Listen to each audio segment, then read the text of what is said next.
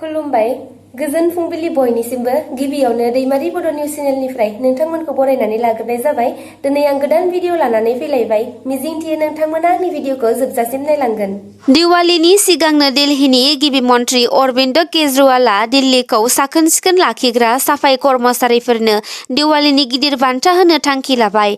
बे बारनि दिवालीनि बान्था महरै सा 5,000सो दिल्लीखौ साखोन-सिखोन लाखिग्रा मावथिफोरनो पार्मानेन्ट साख्रि होनाय जासिगोन।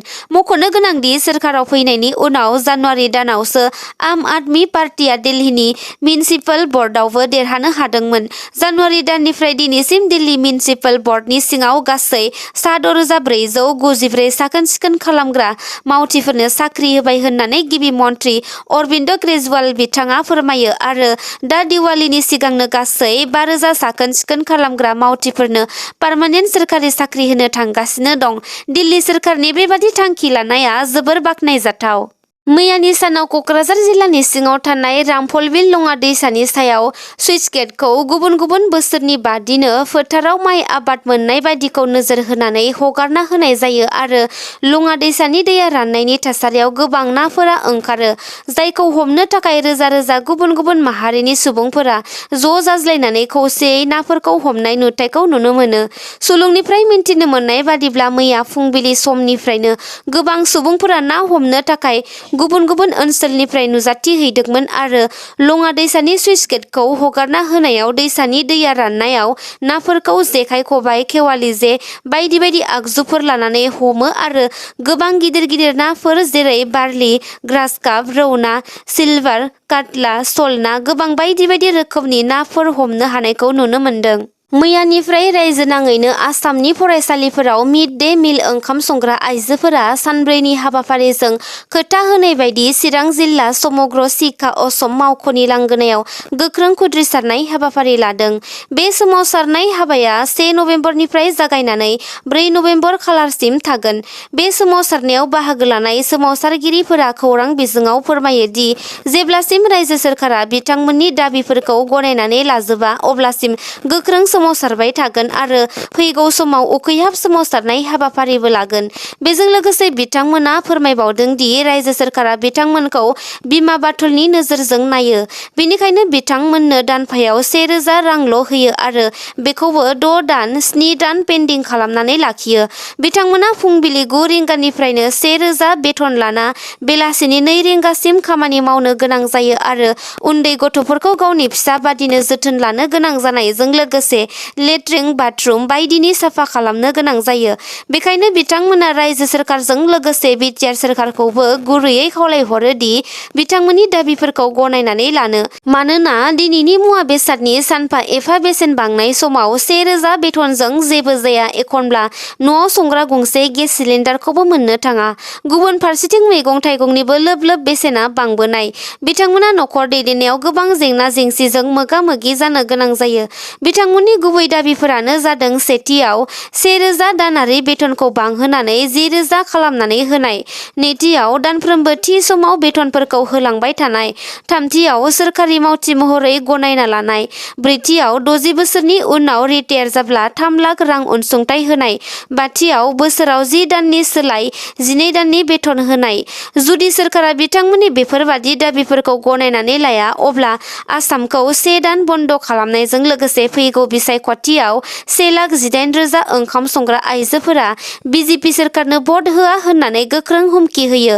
मख'नो गोनांदि बे सानब्रैयाव बिथांमोना फरायसालिफोराव ओंखाम सङा, एखनब्ला जिल्लानि सोलोंथाइ मावख'नि लांगोनायाव गोख्रों सोमावसारगोन। सनितपुर आरो बिश्वनाथ रायजो राजाफोरनि थाखाय गोजोनथाव खौरां। गमामायैनो बिटिआर गोजोन गोरोबथानि दफा बादियै थांनाय साननैसो सिगांसो बिश्वनाथ आरो सनितपुर हालामनि गासै गं 41 गामिफोरखौ बिटिआरआव सोसननो थाखाय आसाम सोरखारा केबिनेटआव थांखि लानानै मुंनि फारिलाइफोरखौ फोसावनानै होदोंमोन आरो बेनि लेखायै सनितपुर आरो बिश्वनाथ हालामनि रायजो राजाफोरा बिटिआरनि सागानगिरि आरो दैदेनगिरिफोरखौ बरायनाय हाबाफारिबो लादोंमोन। बिटिआर गोजोन गोरोबथा गोरोबथानि दफा एबसु आरो बिटिआर सोरखारनि नाजानायाव मैया गमामायैनो सनितपुर आरो बिश्वनाथ हालामनि गासै गं 41 गामिफोरा बिटिआरनि उदालगुरि जिल्लाजों सरजाब जाबाय। बे खौरांखौ आसामनि गभर्नर गुलाबचन्द काटारियाया मोनसे फोसावलाइजों फोरमायनानै होयो।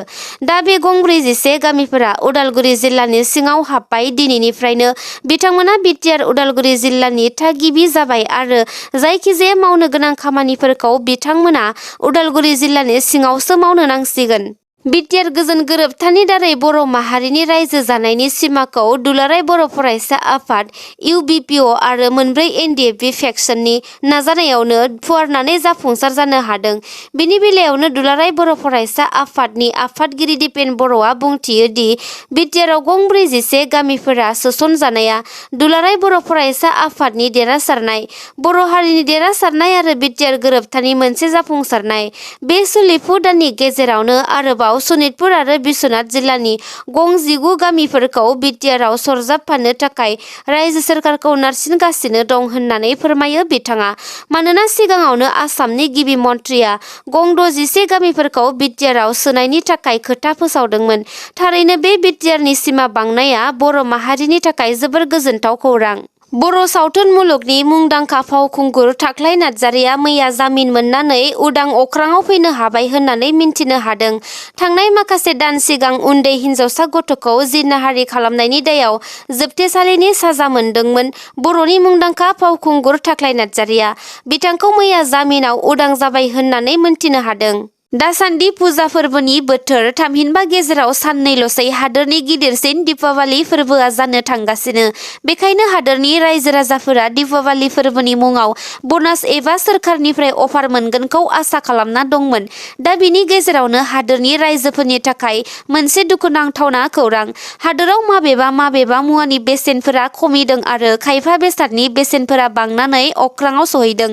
जाय समाव हादोरनि रायजोफोरा मुवाफोरनि बेसेना बांनायनि थाखाय हालाय हाफाय जागासिनो दंमोन, थिग बेबादि समावनो फिन हादोरनि पेट्रलियाम कम्पानिफोरा गेस सिलिन्डारनि बेसेनखौ बारायना होलायबाय। 1 नबेम्बर थामहिनबा मैयानिफ्राय गेस सिलिन्डारनि बेसेनखौ रायजो लानानै रायजो 100 रांनिख्रुइबो बांसिन बारायना होबाय। नाथाय बे गेस सिलिन्डारा नखरनि इसिङाव बाहायनाया नङा। थामहिनबा 19 केजि लिरथायनि कमार्शियेल गेस सिलिन्डारनि बेसेनखौसो बारायनानै होनाय जाबाय।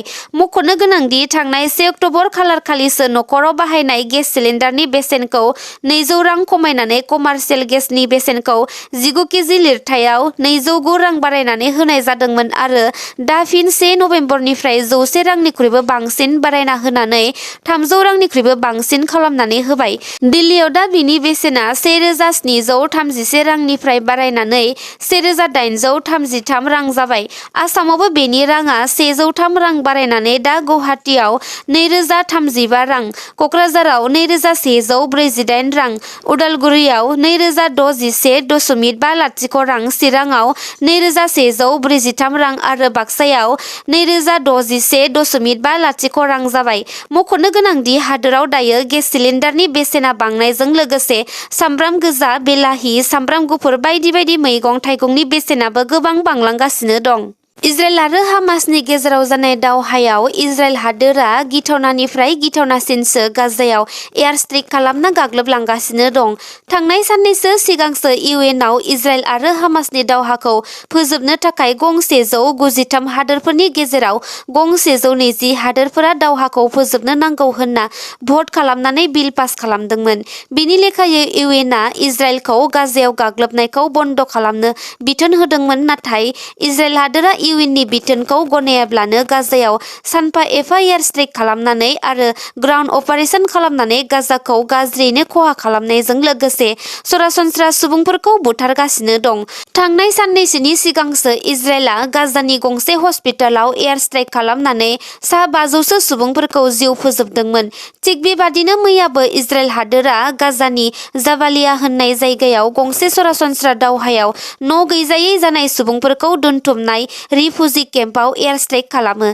बे एयार स्ट्राइक खालामनायाव खमैबो 50निख्रुइबो बांसिन सुबुंफोरा अबथिरा जिउ गोमायो आरो 150सो सुबुंफोरा बेंगा-बेंगि, खाना-खानि, आखाइ-आथिं जस'नाय बायदि जानानै जिउजों देहा फाहामसालियाव जुजिगासिनो दं।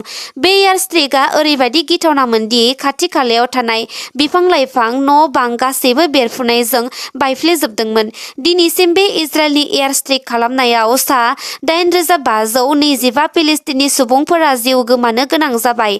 इजराइलनि डिफेन्स फर्सआ गाजायाव हाबनानै ग्राउन्ड अपारेसन खालामनानैबो गोबां उदखारि हामासनि लिडारफोरखौ गावथारनो हादों, नाथाय मैया ग्राउन्ड अपारेसन खालामबाय थानाय समावनो सानै इजराइलनि आर्मियाबो जिउ गोमायो। बे अपारेसनावनो सासे हामासनि कामान्डार आब्राहिम बियारिखौबो गावथारनो हायो।